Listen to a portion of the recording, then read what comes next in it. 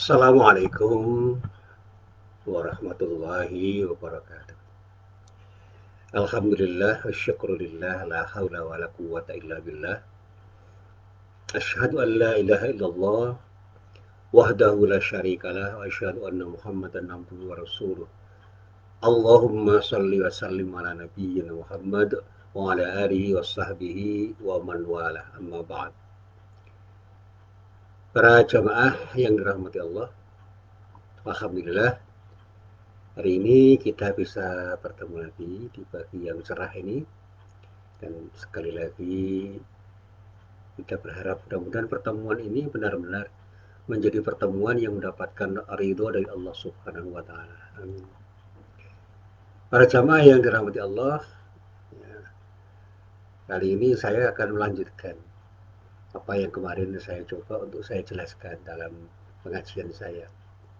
Seperti yang dulu pernah saya ceritakan kepada teman-teman saya, termasuk Pak Jati Suryanto yang hari ini sudah hadir sejak awalnya, alhamdulillah. Ya, selamat bersama-sama saya mengaji Pak Jati, ini teman saya.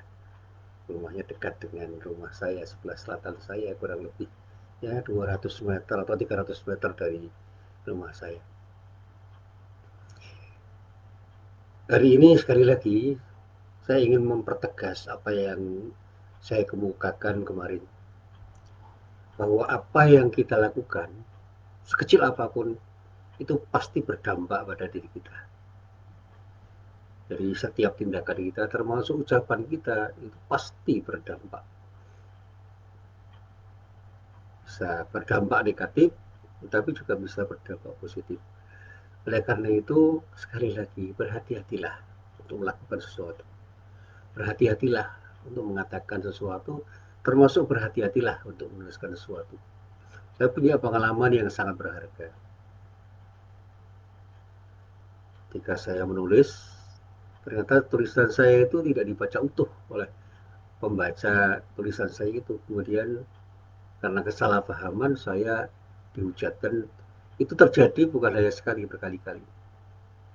Saya pernah menulis tentang bagaimana sikap amanah itu harus kita jaga. Ternyata salah paham para pembaca yang membaca tulisan saya itu dengan tidak lengkap.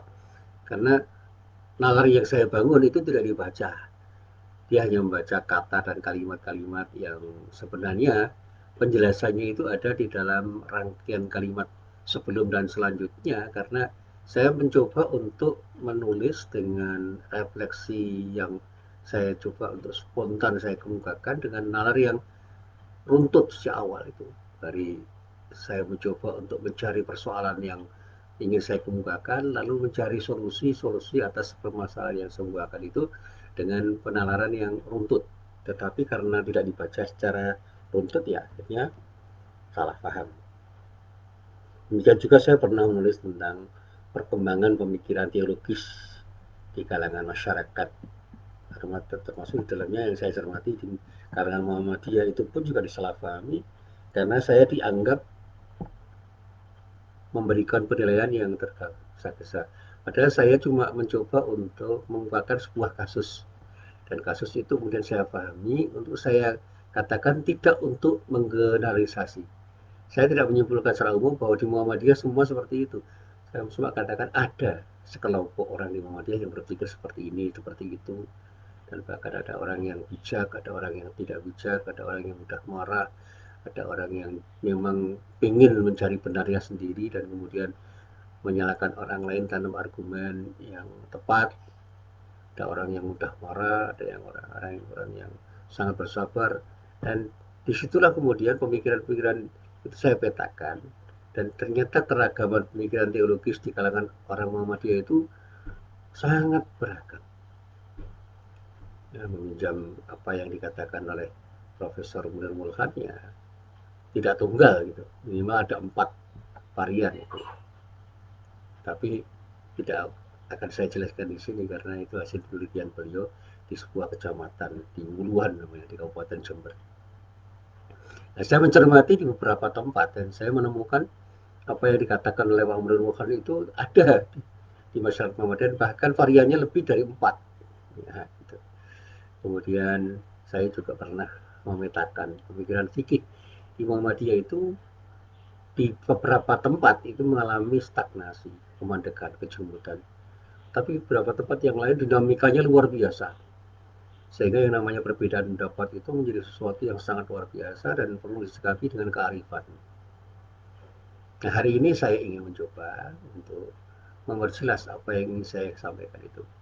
Bagaimana sikap hati-hati itu terjadi sebagai akibat dari pemahaman kita dan perenungan kita serta keyakinan yang tumbuh pada diri kita dengan sholat-sholat kita yang kita laksanakan setiap saat.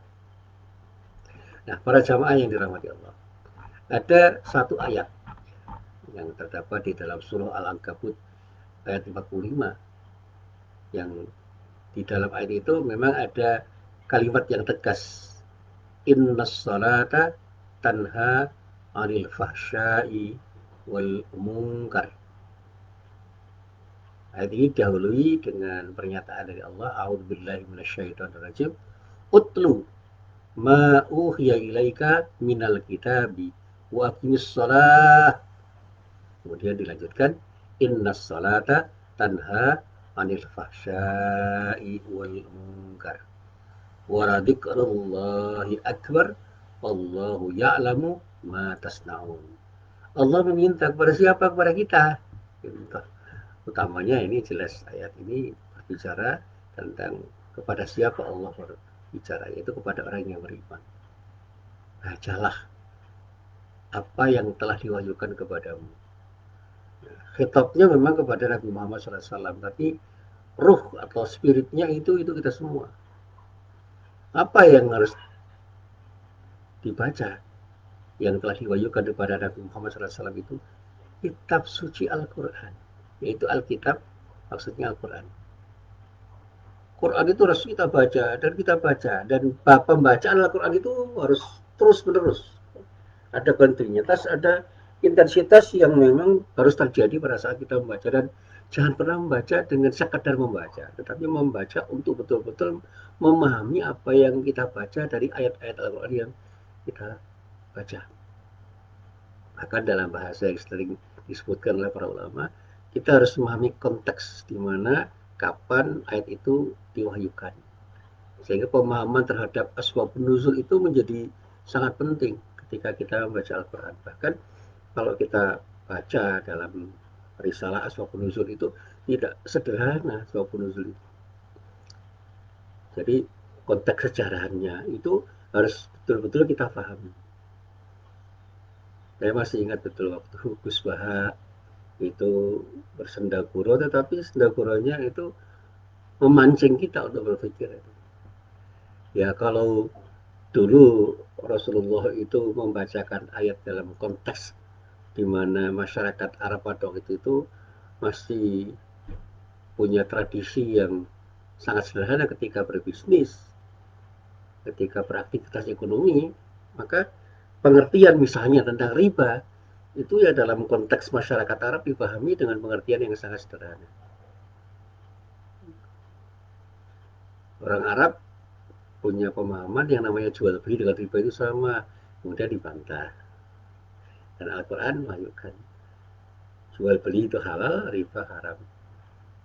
Nah, kalau jual beli itu kan kegiatan atau aktivitas bisnis untuk mencari keuntungan dengan cara yang hak, dengan cara yang benar, sehingga tidak ada pihak yang menzalimi dan terzalimi, dan semua itu dilakukan dengan kerelaan antara pihak yang bertransaksi. Di situ tidak ada manipulasi, tidak ada penipuan, tidak ada sesuatu yang mengakibatkan orang yang berinteraksi itu dirugikan ketika berbisnis. Nah, itu yang namanya perdagangan, namanya baik.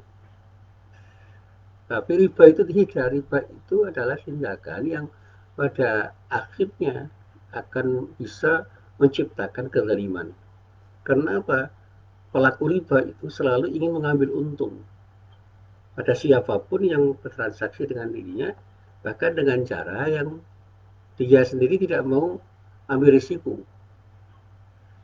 Ya, termasuk ketika kita bicara tentang utang piutang. Utang piutang yang sekarang ini itu dilakukan dalam rangka transaksi bisnis.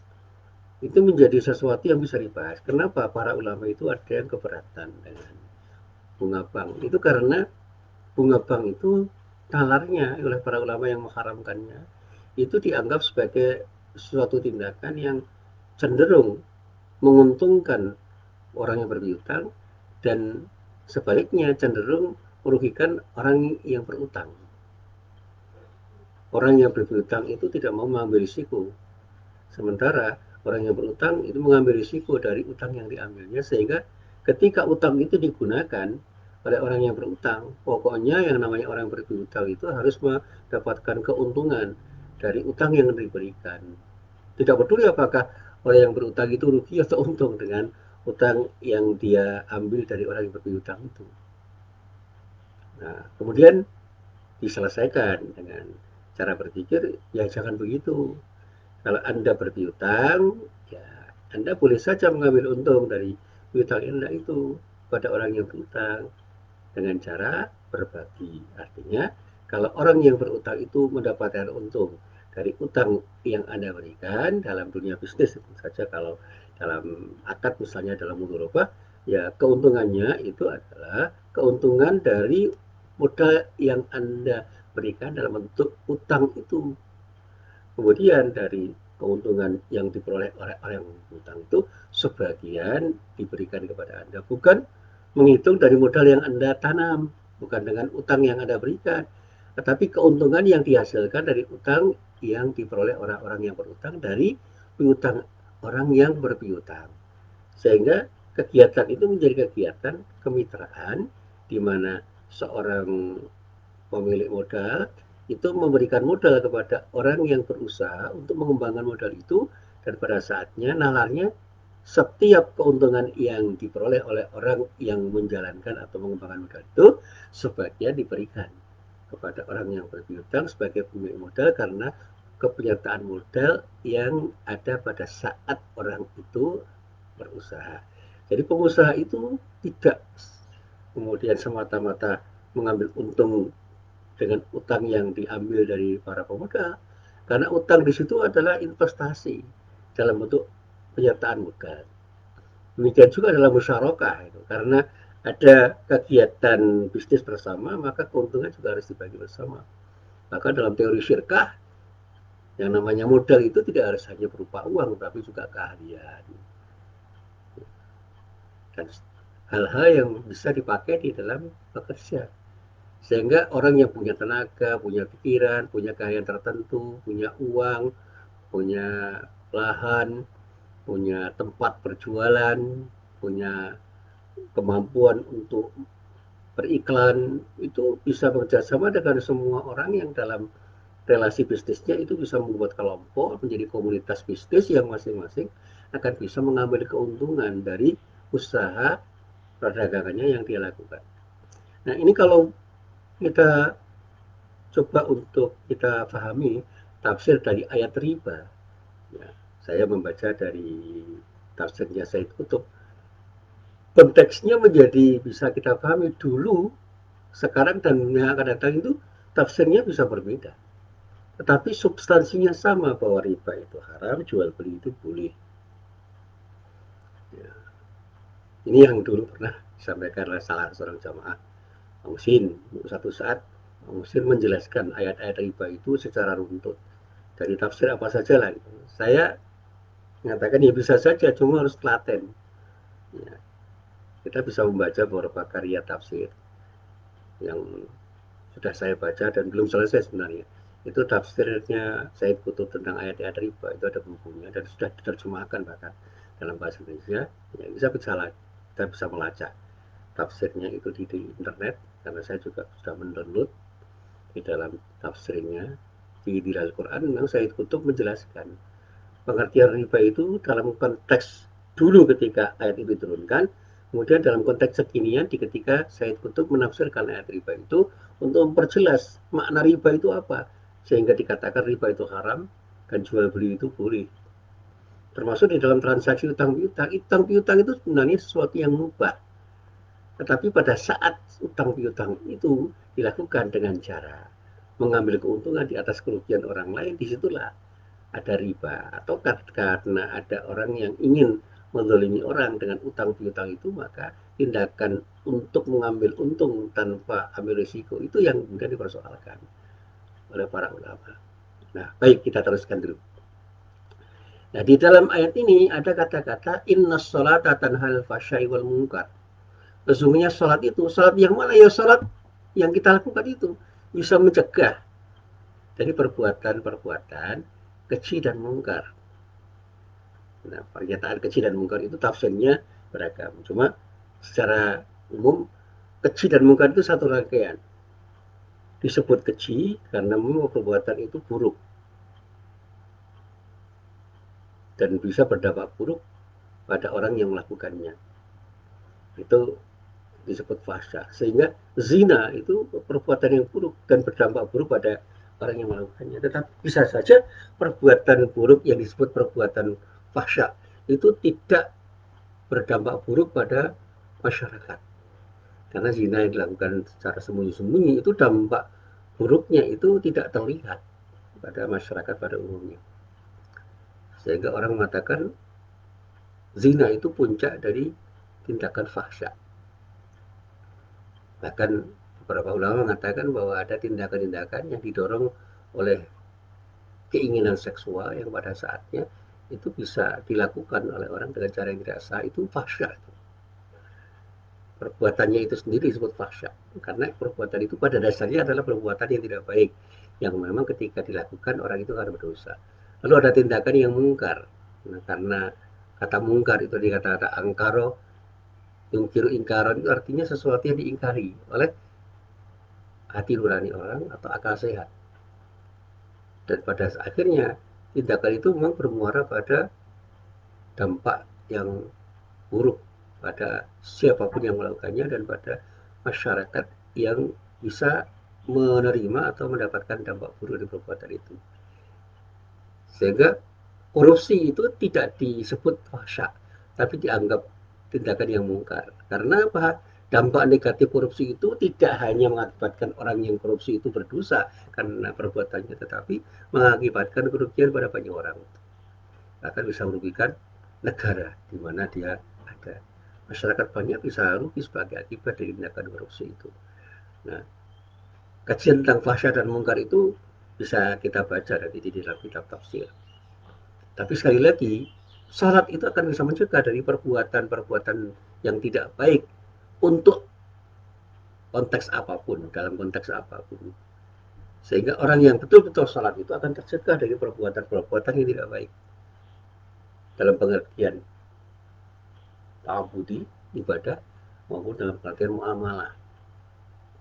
Ibadahnya akan semakin baik, muamalahnya akan semakin baik kalau sholatnya benar.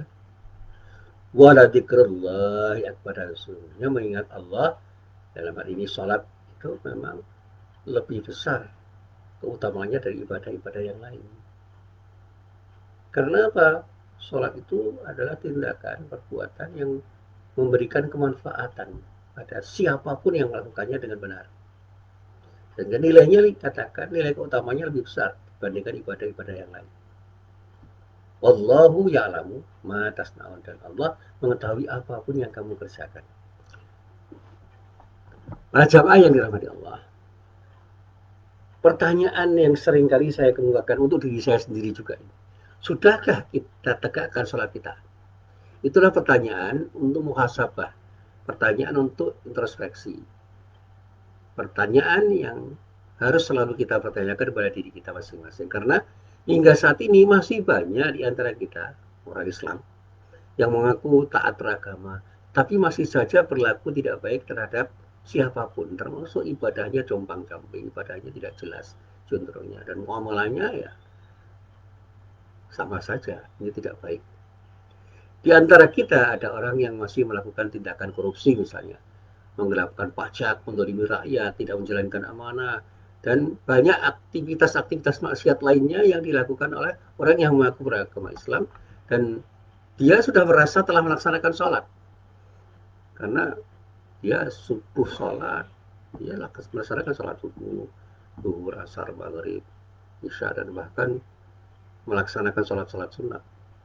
Dan bahkan dengan sangat bangga dia mengatakan, saya samping sudah sholat 5 waktu, sholat sunat, bahkan duha, kemudian tahajud juga melaksanakan puasa Daud. Jadi tidak mungkin saya itu berbuat sesuatu yang tidak baik. Karena apa? Di dalam dada saya itu ada Allah. Nah, ini kesombongan. Dan pada saat dia mengatakan seperti itu, sebenarnya dia telah melakukan sesuatu yang tidak baik. Kesombongan itu adalah bukti bahwa dia belum melaksanakan sholat dengan benar. Karena dampak sholatnya belum hadir pada saat dia berbicara dengan menepuk dada.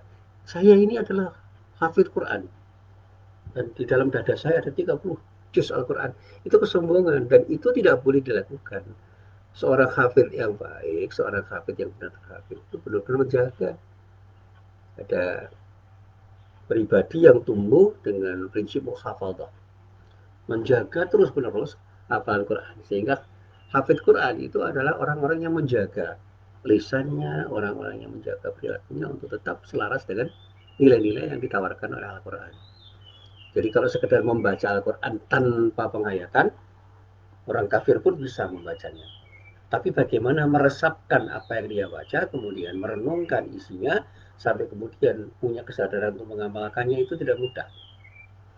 Nah, para jamaah yang dirahmati Allah, orang-orang yang mengaku beragama Islam tapi masih melakukan tindakan korupsi, menggelapkan pajak, yang betul-betul seharusnya dia bayar, menzalimi rakyat, tidak menjalankan amanah, dan melakukan aktivitas-aktivitas maksiat yang lain, itu mereka sudah merasa telah melaksanakan sholat, tapi mereka lupa untuk menegakkan sholat di dalam kehidupan mereka.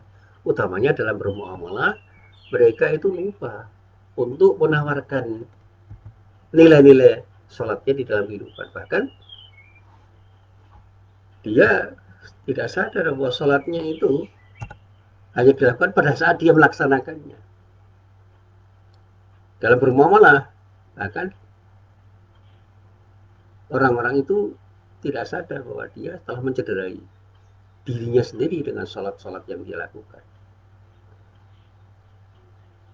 Sehingga ketika dia itu sudah sholat 5 waktu dan sholat sunat yang lain, berpuasa, berzakat, dan bahkan berhaji, dan berkali-kali melaksanakan ibadah umroh, yaitu tidak menjamin mereka akan bisa menyolatkan dirinya, artinya menegakkan nilai-nilai sholat di dalam tindakannya sehari-hari. Karena apa? Mereka masih tidak bisa mencegah dirinya dari aktivitas-aktivitas yang tidak baik. Mereka masih melakukan tindakan-tindakan yang tidak baik. Nah,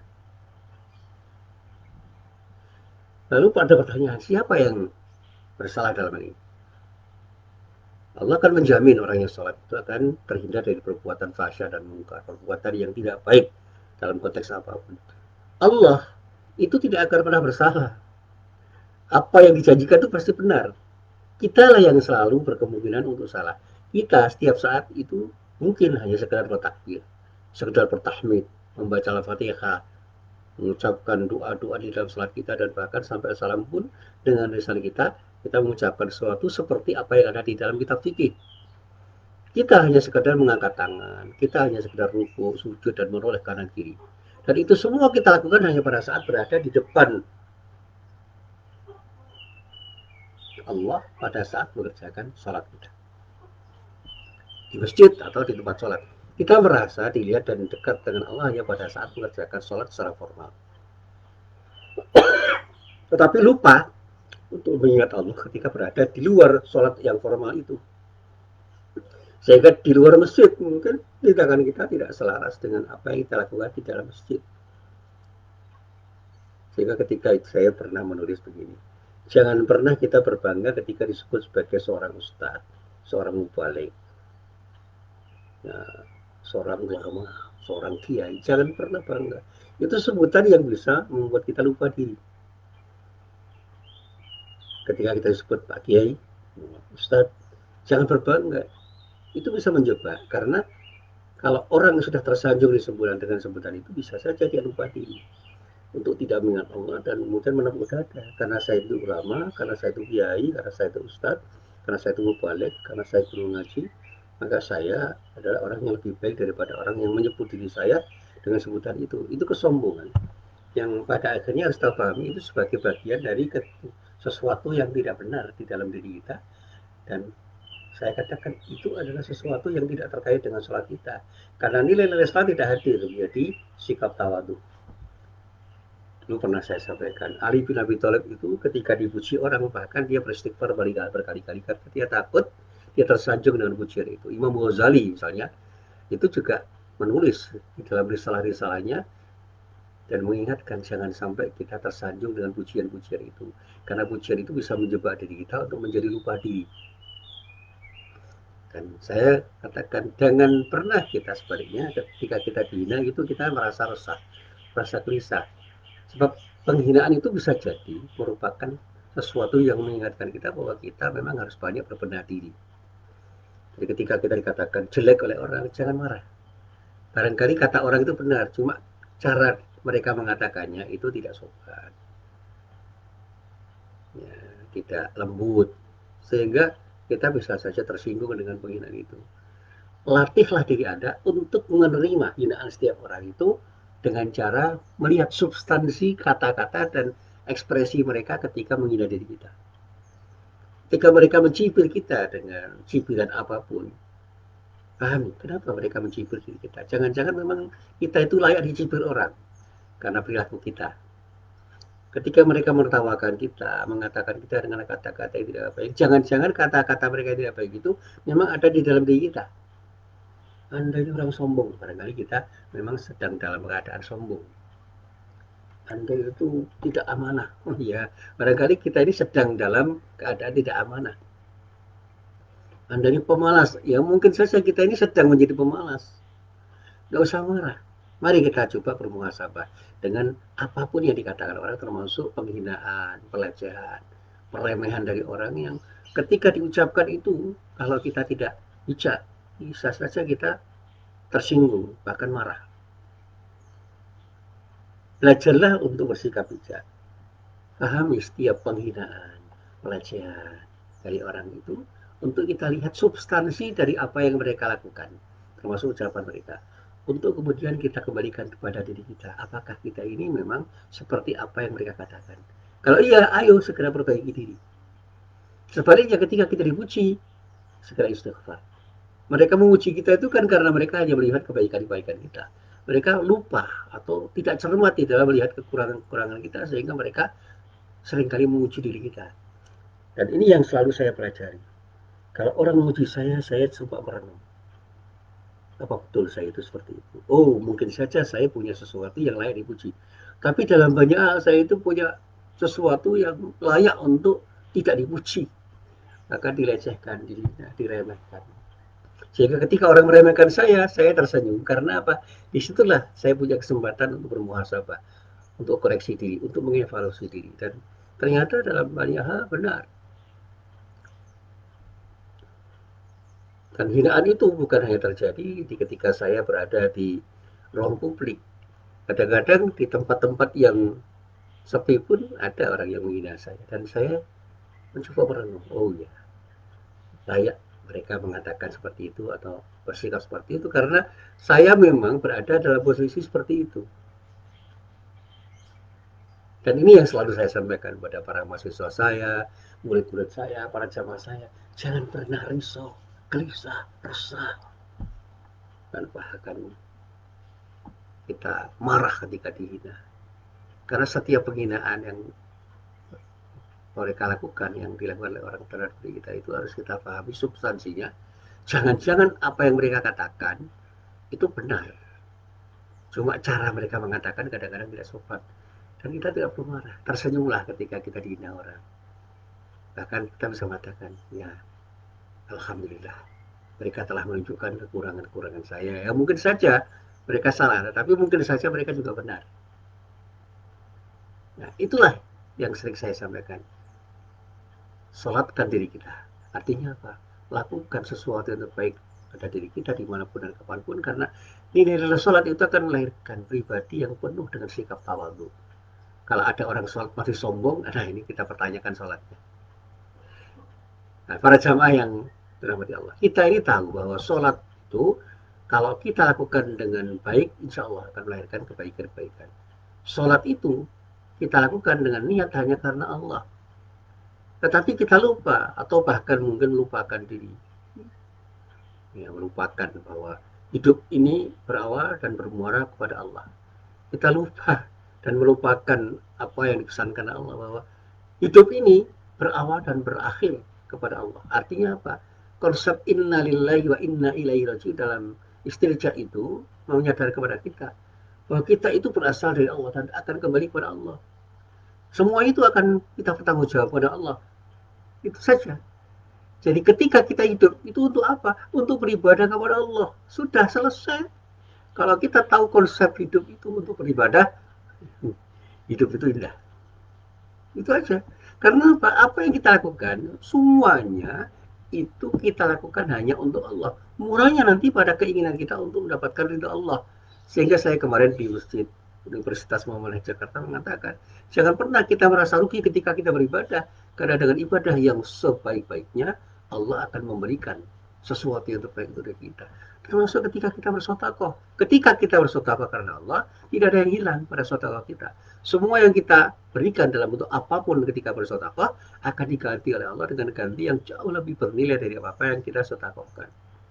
Kalau kita bersedekah dengan uang, sebanyak apapun uang yang kita sedekahkan, yang ketika kita bersedekah itu benar-benar kita bersedekah dengan ikhlas karena Allah, tidak usah risau, tidak usah gelisah, tidak usah resah, tidak ada yang hilang. Karena Allah akan mengganti apa yang kita sedekahkan itu dengan ganti yang jauh lebih bernilai daripada uang yang kita sedekahkan itu. Kalau tidak diganti di dunia, akan diganti di akhirat.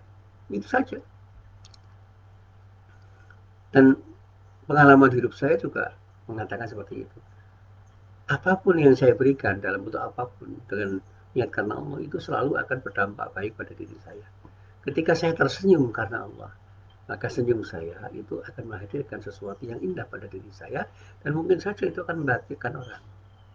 Saya bertamu dengan senyum, saya menerima tamu dengan senyum, saya mengajar dengan senyum, saya belajar dengan senyum, saya berinteraksi dengan orang lain dengan senyum. Insya Allah, Alhamdulillah, selama ini baik-baik saja. Dan ketika ada orang butuh dan saya punya, saya bantu orang yang butuh itu, sekuat kemampuan saya.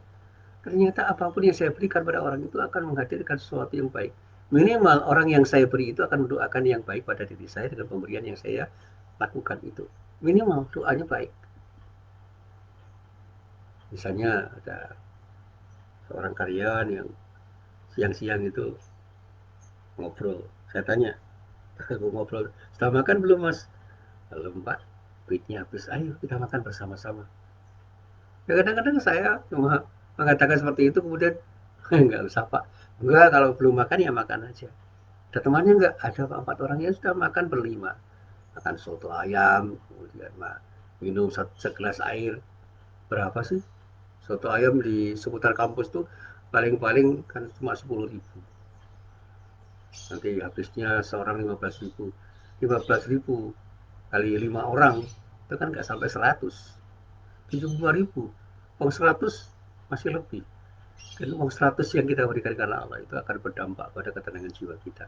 Dan doa mereka baik. Terima kasih Pak Muslim, mudah-mudahan Pak Muslim dapatkan rezeki yang lebih baik dari apa yang Pak Muslim lakukan. Saya tidak pernah berpikir macam-macam, saya cuma mengatakan amin. Sudah, saya lupakan semuanya itu. Dan ini bentuk tahadutsun nikmah. Saya tidak ingin menunjukkan bahwa saya pernah bersedekah, tidak. Ini sekedar contoh saja. Uang 2.000, 5.000 itu kan bukan apa-apa, itu uang yang sedikit loh. Bagi orang-orang yang punya gaji lebih dari 5 juta misalnya, itu kan uang receh. Dan kita berikan dengan ikhlas karena Allah. Dan itu saya contohkan. Untuk apa? Untuk diri saya dan orang lain. Ini bentuk tahadduts bin ni'mah. Termasuk ketika saya mau membantu mahasiswa untuk menulis skripsi, saya katakan datang saja. Bisa saja di masjid, bisa saja di kantor, bisa saja di tempat lain. Kalaupun di rumah, selama saya masih punya waktu, nggak ada masalah. Tapi kalau saya itu sudah harus bekerja untuk urusan yang lain, ya sebaiknya di kantor saja. Lewat WA boleh Pak? Boleh. Lewat email boleh? Boleh. Silakan saja berdialog dengan saya. Bahkan kadang-kadang lewat Facebook juga boleh. Nah, para jamaah yang dirahmati Allah, sekali lagi kita tahu bahwa sholat itu diawali dengan takbir misalnya. Takbir itu kan cara kita mengagungkan Allah dan diakhiri dengan salam atau dalam bahasa para ulama taslim, salam ke kiri dan ke kanan. Tapi kita lupa atau mungkin melupakan bahwa seharusnya kita mengawali hari-hari kita itu kan ada sebuah pengakuan, ada pengakuan bahwa semua itu hanya milik Allah dan kita tidak punya hak sedikit pun untuk memaknai lebih dari apa yang Dia izinkan. Jadi apapun yang kita miliki itu milik Allah sebenarnya, bukan milik kita. Itu hanya pinjaman dari Allah yang diamanahkan oleh Allah untuk kita gunakan dengan sebaik-baiknya menurut aturan Allah. Dan itu bentuk kesadaran kita yang sering saya katakan itu adalah bentuk pengamalan sholat kita di dalam kehidupan kita. Kita ini tidak punya hak untuk memakai yang bukan hak kita karena semua itu milik Allah. Kita hanya boleh memakai menurut aturan dari zat yang memiliki apa yang kita pakai itu. Kalau semua itu milik Allah ya kita pakai semua itu menurut aturan Allah. Kalau kita tidak menuruti aturan Allah, kita dikatakan tidak sedang berada dalam sikap amanah. Kita sekali-kali jangan pernah lupa untuk mengakhiri hari-hari ini dengan memberikan kedamaian di sekitar kita. Karena apa yang kita lakukan dari awal sampai akhir itu adalah tindakan dalam rangka untuk beribadah kepada Allah. Lakukan tindakan yang memberikan kedamaian untuk diri kita dan orang lain. Kita benar-benar sadar harusnya bahwa pada saat kita itu melakukan sholat, kita serasa berada di dekat Allah. Tapi pada saat di luar sholat, kita juga harus merasa di dekat Allah karena nilai sholat itu harus hadir. Jangan pernah kita sholat selalu merasa di dekat Allah, tapi pada saat di luar sholat, kita merasa jauh dari Allah. Sehingga kita masih saja berkesempatan untuk bersikap zalim. Menzalimi diri kita sendiri, menzalimi orang lain, memakai yang bukan hak kita, mengambil yang bukan milik kita, atau melakukan perbuatan dosa-dosa yang lain. Padahal Allah sangat dekat dan bahkan lebih dekat dari urat leher kita. Itu pernyataan yang harus kita pahami. Saya sampaikan dalam bahasa saya sehari-hari pada diri saya dan banyak orang yang berinteraksi dengan saya, kehidupan ini dengan berbagai seluk-beluknya berawal dan bermuara kepada Allah. Sebelum berangkat kerja, kita lakukan sholat subuh, kita lakukan sholat duha. Terus sampai di tempat kerja, lakukan sesuatu yang membuat kita selalu ingat kepada Allah. Bahkan ketika saya itu berangkat dari rumah belum sholat duha, saya sempatkan sholat duha di tempat kerja. Sekedar melaksanakan misalnya sekedar 2 rakaat sholat duha. Saat siang kita lakukan sholat duhur. Sebelum pulang kita lakukan sholat asar. Dan semua itu kita lakukan hanya dalam rangka untuk mendekatkan diri kita kepada Allah. Insya Allah sholat-sholat kita yang kita lakukan itu akan menghadirkan sesuatu yang indah pada diri saya. Karena apa? Kita akan selalu ingat pada Allah, yang pada saat kita ingat pada Allah, kita tidak akan melakukan sesuatu di luar aturan-aturan Allah Subhanahu wa Ta'ala. Nah, bahkan ketika saya pulang, tiba di rumah menjelang maghrib, saya selalu menyiapkan diri untuk salat maghrib. Saya upayakan untuk masjid salat maghrib, dan selanjutnya 10 menit ini bersamaan dengan keluarga dan istirahat malam kita lakukan salat isya. Di akhir malam pun kita bisa memiliki kesadaran untuk salat. Bahkan ada teman saya yang sangat rajin dan betul-betul berdisiplin untuk melaksanakan salat lail. Dia lakukan sebelum tidur itu salat 2 rakaat untuk bermunajat kepada Allah. Dan pada saat malam hari, luar biasa. Dia rajin melaksanakan qiyamul lail dan betul-betul dia lakukan dengan disiplin, bukan untuk dirinya saja, tapi juga untuk teman-teman yang berinteraksi dengan dirinya, dia ingatkan. Itu teman saya, bukan saya ini. Teman saya, dan teman saya itu sering mengingatkan saya dengan biasanya. Berdoalah pada Allah, ingatlah pada Allah, dimanapun kita berada. Jangan pernah sedikit pun, sekejap pun kita lupa kepada Allah. Karena dengan mengingat Allah, insya Allah hati kita akan tenang. Ala bidzikrillahi tatma'innul qulub. Ini yang dinyatakan Allah dalam Al-Quran surat Ar-Ra'd ayat 28. Ala bidzikrillahi tatma'innul qulub. Ketahuilah, hanya dengan mengingat Allah lah hati kita itu akan menjadi tenang. Baik, para jamaah yang berbahagia, yang harus kita ingat bahwa sholat itu bukan sekadar aktivitas ritual yang hanya sebatas berdimensi ta'abudi pada saat kita melaksanakannya. Sholat itu merupakan manifestasi dari puncak kehidupan kita. Sholat kita harus teraplikasi dan terintegrasi dalam kehidupan kita sehari-hari. Sehingga berbahagialah orang-orang yang telah mensolatkan kehidupannya. Siapa? Mereka itu adalah orang-orang yang khusyuk dalam sholatnya, tenang, tekun, dan patuh dalam bekerja. Jadi yang ini sering saya katakan, sholatlah dalam kehidupan kita. Artinya apa? Ingatlah Allah dalam hidup. Sehingga nilai-nilai sholat itu hadir di dalam kehidupan kita. Sehingga ketika kita bekerja, kita tenang. Ketika kita belajar, kita tenang. Ketika kita berbicara, kita tenang. Ketika kita mendengarkan sesuatu yang dibicarakan orang, kita tenang. Dan kita merasa nyaman di dalam hidup kita karena apa? Kita selalu berada dalam kondisi ingat kepada Allah. Nah, orang-orang yang berbahagia dengan sholatnya itu adalah orang-orang yang khusyuk dalam sholatnya. Mereka yang selalu dekat dengan Allah, dan oleh karena itu Allah pun dekat dengan dirinya. Baik pada saat sholat maupun pada saat di luar sholat secara formal, orang yang betul-betul menyolatkan dirinya itu adalah orang-orang yang selalu ingat pada Allah, sehingga Allah pun ingat kepada dirinya. Dia mencintai Allah, dan oleh karena itu Allah pun mencintai dirinya.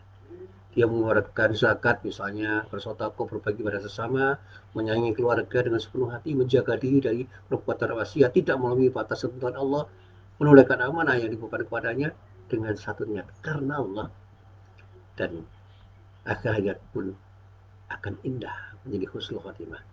Di akhir hayatnya pun mereka tetap ingat kepada Allah. Mereka tetap bisa bersyukur atas kenikmatan Allah, bersabar di dalam menjalani hari-hari di mana dia harus hidup dengan berbagai macam tantangan kehidupan, dan dia selalu ingat pada Allah dengan selalu menjaga sholatnya di dalam kehidupannya. Artinya dia tetap ingat sholat dan selalu menghadirkan nilai-nilai sholatnya di dalam kehidupan dirinya, karena dia selalu ingin terjaga dari perbuatan-perbuatan yang tidak baik dan selalu ingin beramal soleh dalam rangka untuk mendapatkan yang terbaik dari Allah. Mereka lah yang akan mendapatkan bahagian di dunia dan di akhirat, dan inilah yang selalu saya sampaikan. Maksud dari sholat dalam hidup kita, sebagaimana yang bisa kita pahami nanti ketika kita membaca ulang firman Allah yang terdapat di dalam surat Al-Mu'minun mulai ayat 1 sampai ayat 11.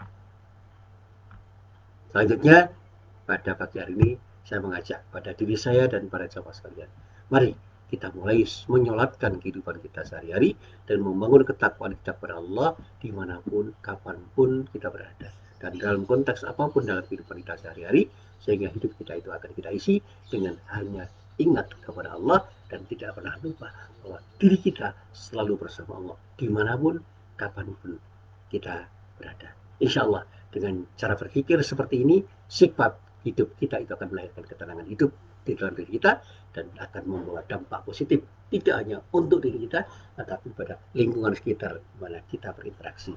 Assalamualaikum warahmatullahi wabarakatuh.